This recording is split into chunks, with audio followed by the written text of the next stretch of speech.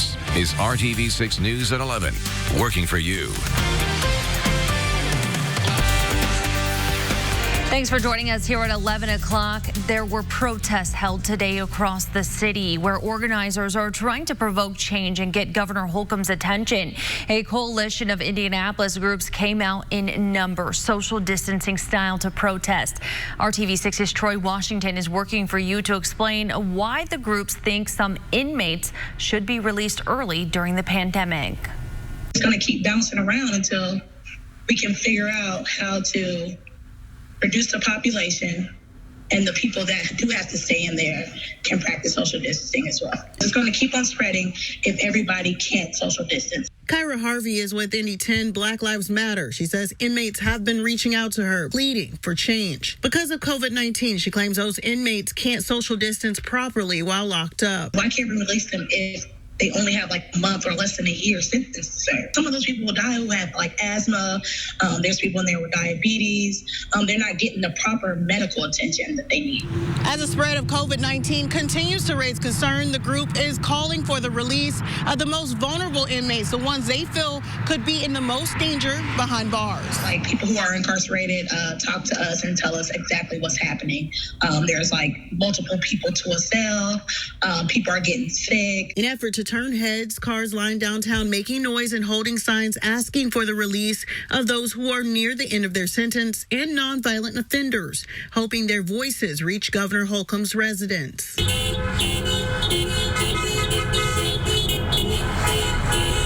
hoping to get his attention so he can hear us and hopefully come up with a solution where those people can be released to their families. Working for you in Marion County, Troy Washington, RTV6. Troy, thank you. In a statement to RTV6, the Indiana Department of Corrections says they do not have general authority to grant early release of offenders. Only a court may order a sentence modification. The latest numbers now from the state health department. Indiana's death toll from COVID-19 is now at 545. The number of confirmed cases in our state, more than 10,000. More than 56,000 people have been tested so far in Indiana. Tonight, a local hospital is asking for help from patients who have recovered from COVID-19. Ascension St. Vincent is now accepting plasma donations. Dr. John Ramsey is a urologist with the hospital who is recovering from COVID-19. He was one of the first people at the hospital to be tested and had the disease for 10 days. During that time, he lost 12 pounds and is now one of the first patients to donate his plasma. He says he should have antibodies that should be able to help other COVID-19 patients.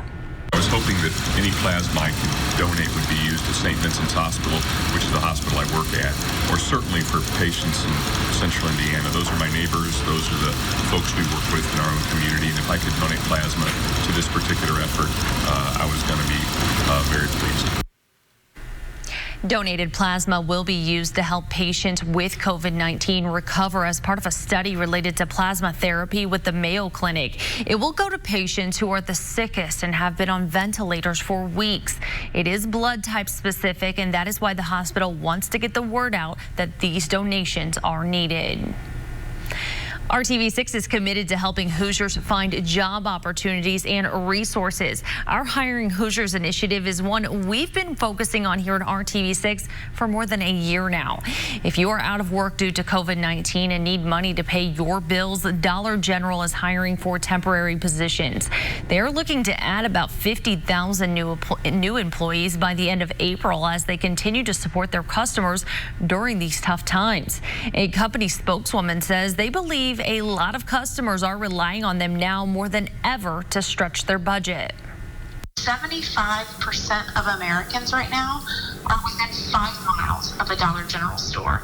And so when you think about these type of products that we carry, when you think about the household essentials, the items that American families are going to use and replenish most often, certainly we understand the role that our stores are playing for families across the country right now.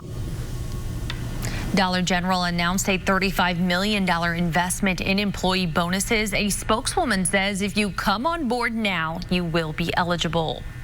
An update tonight on a hiring Hoosier story we first told you about last month. 5-Star Residences, a senior living facility in Noblesville, has filled all of its dining positions since our story aired. But tonight, the director tells me they are still struggling in the nursing department. They need to fill positions for CNAs and LPNs. She says she is sure the struggle is due to the fear of COVID-19. The facility has a COVID-19 task force that is taking steps that follow CDC guidelines to prevent the spread of the virus. And right now on hiringhoosiers.com, we have a live job board available. Companies post their job openings on that board every single day, complete with a link to the application process. There are dozens of open positions that you can take advantage of. Just go to hiringhoosiers.com and you will see that job board. As the stay-at-home order continues, a large protest was held today outside of the governor's residence. The message from the protesters is one that is filled with frustration. They say people need to be able to return to work and small businesses need to open back up. As Hoosiers are supposed to be staying at home and social distancing to avoid spreading COVID-19, hundreds gathered outside of the governor's residence on Saturday. We've been very frustrated with the effect on the Indiana economy from the shutdown. A lot of people are out of work. A lot of people are losing their jobs. A lot of people are having financial difficulties. And it's causing more harm to the people of Indiana than the virus would have caused. Merlin Edwards is a small business owner. This is my store in Greenwood. I'm 3 weeks away from having to shutter it permanently. He's hoping by supporting Saturday's protest, the governor will decide to ease up on restrictions so he can get back to work. Instead of doing this phased-in reopening of the state, which technically my business won't be phased in until phase 2.5 or 3, and that he opens it up soon. On Friday, Governor Holcomb announced planning is underway for a safe and phased-in reopening of Indiana's economy. The planning includes a short extension of the Hunker Down Hoosiers executive order until May 1st. My entire family's been dependent on small businesses, and whether or not they see that that they're essential. I mean, obviously it is essential to us. Every business is essential to the employees of that business, and that's why I'm here. The small businesses in this country are being decimated. They are being decimated. The small business community is the absolute economic backbone of this country, and they are being destroyed in largesse. They are being destroyed. Families are being destroyed. Saturday's protest was organized in part by Andy Lyons, who is part of a grassroots organization. He believes people can take precautions on their own to stop the spread of the virus. I'm a firm believer that the individual is far more capable of making decisions for themselves and bearing the consequences as a government that ultimately does very little well. Governor Holcomb says this is still a critical time and hunkering down is working. He says what Hoosiers have done by staying home has slowed the spread, flattened the curve, and saved lives. Governor Holcomb is working with health officials, studying data and letting the facts determine the appropriate next steps. He's asked industry leaders for recommendations on changes that can be made to allow Hoosiers to return to work safely. When to reopen the country, that's the topic of a huge debate tonight. Coming up, some states are beginning the process of easing restrictions, even while the number of coronavirus cases are still on the rise. And dogs are known for their keen sense of smell. Now there's a push to discover if they're able to sniff out the coronavirus in humans.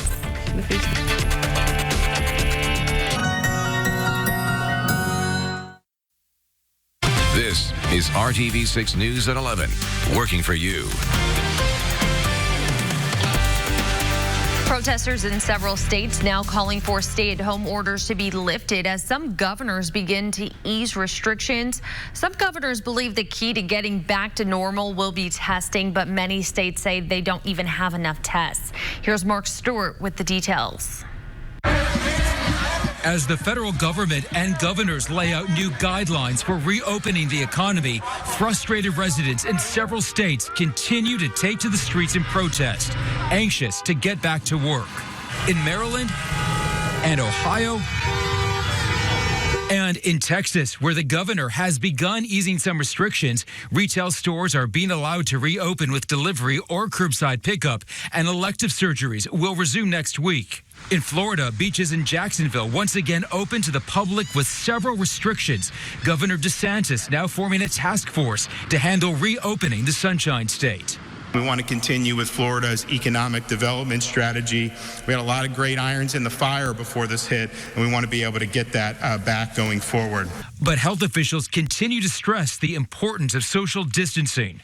What this graph illustrates is the amazing work of the American people to really adhere to social distancing. They were able to decrease the number of cases so that in general, most of the metro areas never had an issue of complete crisis care of all of their hospitals in a region. However, a key hurdle for reopening large portions of the country comes down to testing. Roughly 3.5 million Americans have been screened for COVID. That's only 1% of the population.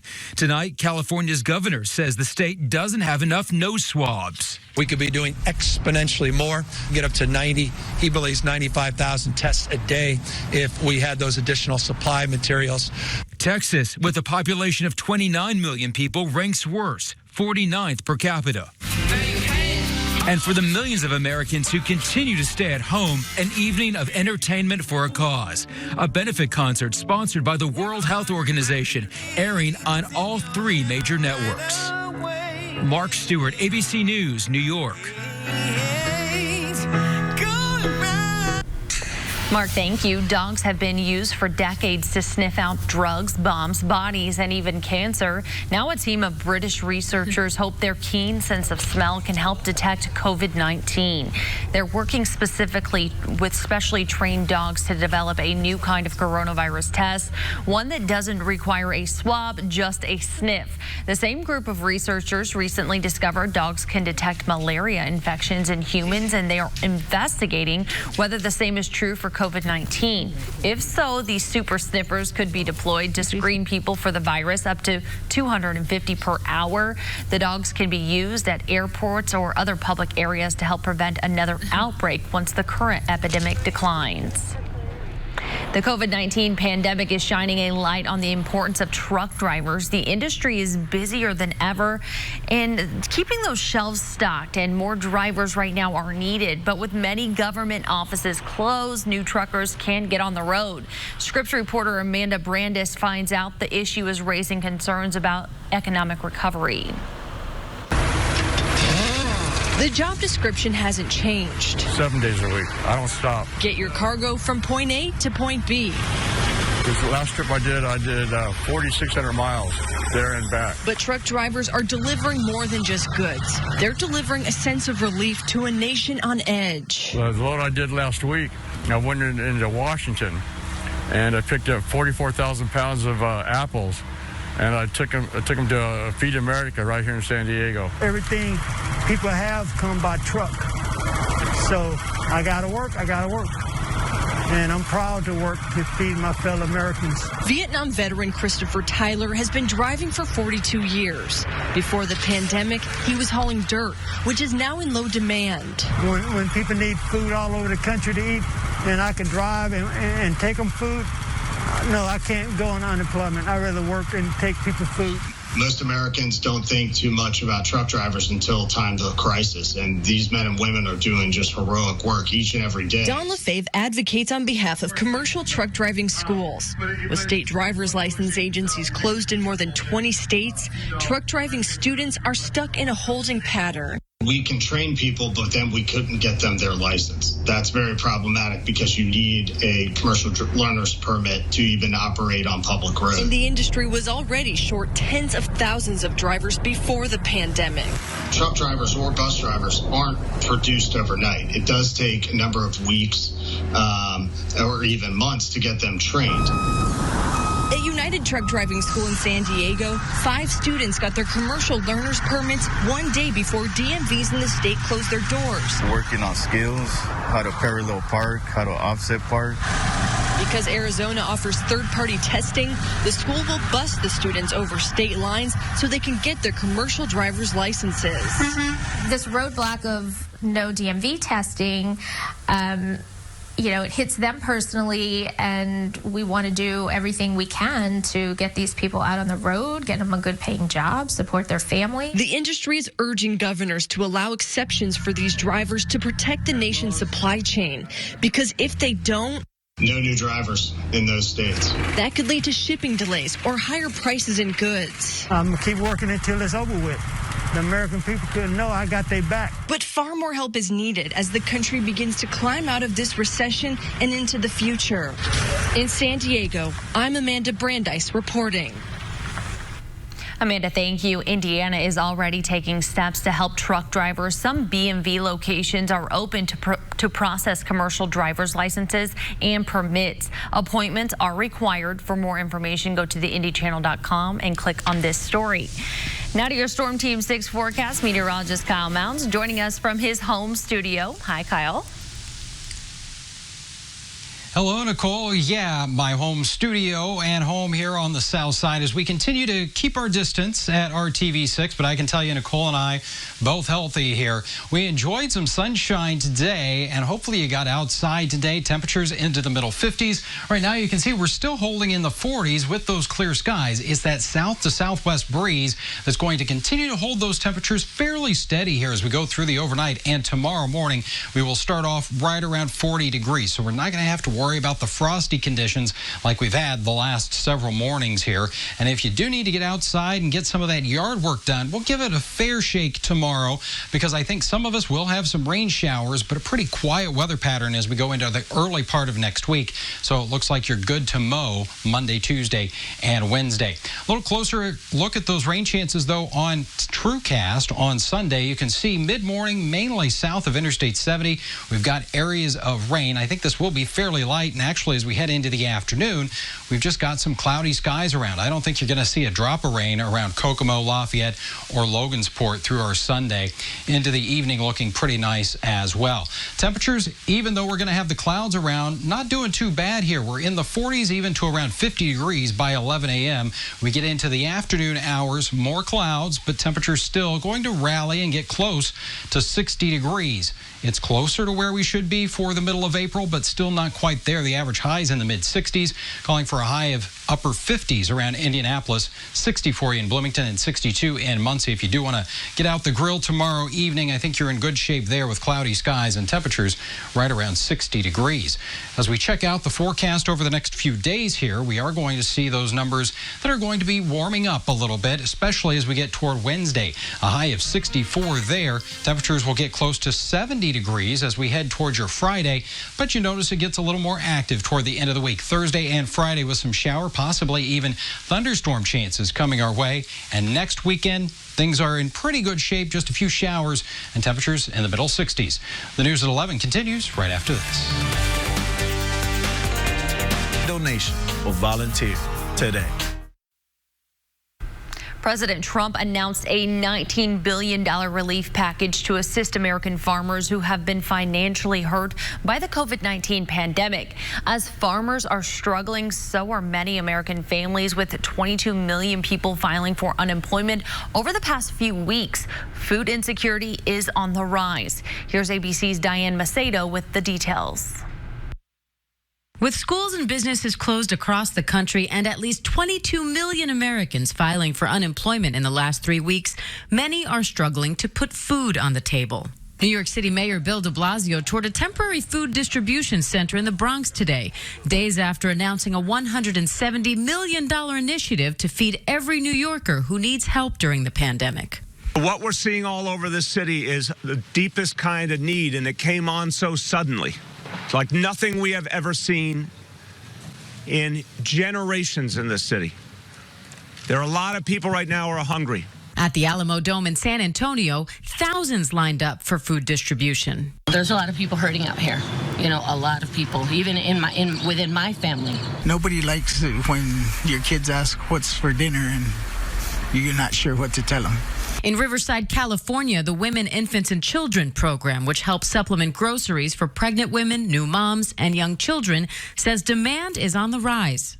We have seen a lot of requests come through our website and through the phone system. Arkansas even has a COVID-19 food access map listing information on farms, local businesses, restaurants, and organizations offering free meals. We're all in an uncertain time, and we're really excited that this is one thing that we can do to step into the realm to hopefully alleviate concern around where to find food. And in Houston, a United Airlines baggage handler is now leading a company-wide effort to transform empty cargo facilities into food distribution centers. Diane Macedo, ABC News, New York.